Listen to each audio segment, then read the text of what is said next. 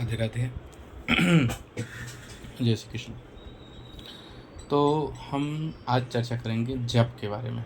जप क्या होता है, कैसे होता है और किस प्रकार का होता है, इसकी थोड़ा सा बारीकियों के बारे में जानेंगे। जप क्या है? जप बेसिकली 3 प्रकार का होता है।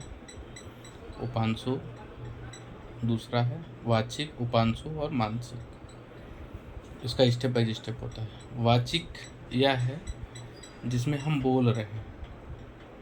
वाचिक में जैसे हम बोल रहे हैं, आवाज़ हमारी बाहर आ रही है, जिसको हम वाचिक कहते हैं।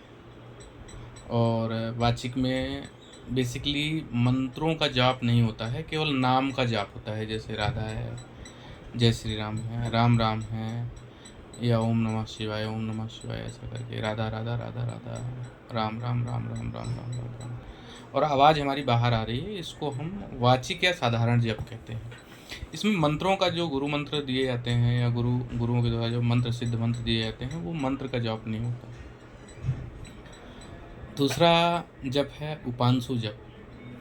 ऐसा माना गया है कि वाचिक शब्द जो है, वाचिक या साधारण जप जो है, उसका 10 गुना बेनिफिट जो है उपांशु जप से मिलता है।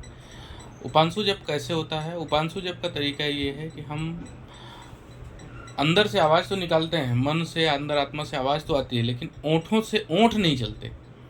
जैसे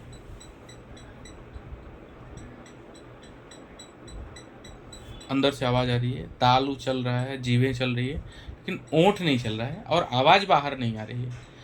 यह जप उपांशु जप कहलाता है। इसमें मंत्रों का जो गुरु लोग जो दीक्षा के समय जो गुरु मंत्र देते हैं, वह मंत्र बोला जाता है, और उस मंत्र के साथ में आप नाम का भी जप ऐसा कर सकते हो।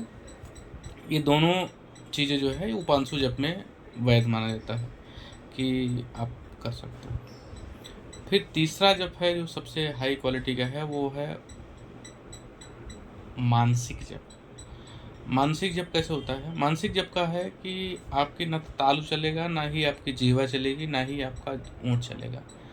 आपके केवल मन के अंदर ही आप पर्टिकुलर कोई मंत्र जो आपका है, या आपका जो नाम है, राधा राधा राधा राधा राधा राधा राधा, वो मन में चल रहा है, या कोई राम राम राम राम राम राम राम राम राम राम राम, या ओम नमः शिवाय, ओम नमः शिवाय, ओम नमः शिवाय, कुछ भी XYZ जो भी आपके नाम है, वो जो है वो आपका उसमें चलता रहेगा।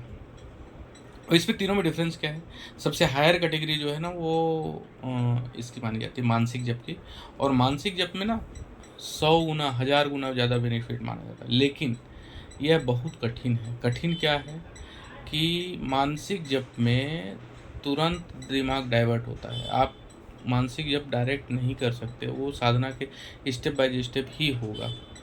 और स्टेप बाय स्टेप ऐसा इसलिए होता है क्योंकि आप स्टेप 1 में यदि आपकी साधना नहीं है, आपका कंसंट्रेशन नहीं है, आपको अभ्यास नहीं है, तो आप डायरेक्ट मानसिक जप नहीं कर सकते। और मानसिक जप करते समय आपका तुरंत लिंक टूट जाता है। आप मानसिक जप कर रहे हो, राम राम राम राम राम राम, पीछे से खटर पटर की कुछ आवाज़ आई, पीछे से या कहीं भी कुछ भी डिस्टर्बेंस हुआ, वो तुरंत ध्यान, कुछ भी पुरानी बातें याद आई, हल्का सा ज़रा सा भी माइंड डाइवर्ट हुआ और वो डिस्टर्ब हो गया।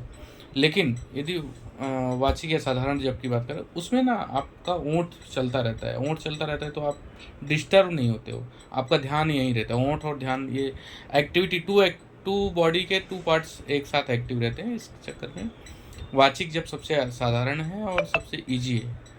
अब इन तीनों जपों की बात यदि किया जाए, तो जो साधारण कथाएं होती हैं, जो मानस होते हैं, अखंड होते हैं, या यज्ञ होते हैं, उनसे 10 गुना बेनिफिट जो है वो वाचिक जप का है। वाचिक मतलब साधारण जप। और उसका 100 गुना जो है उपांशु का है, और 1000 गुना जो है उसका बेनिफिट जो है वो मानसिक का है। तो साधारण कथाओं से ज़्यादा बेहतर, कई गुना ज़्यादा बेहतर जो है वो है ये जप। इनका ऐसा बेनिफिट है। धन्यवाद।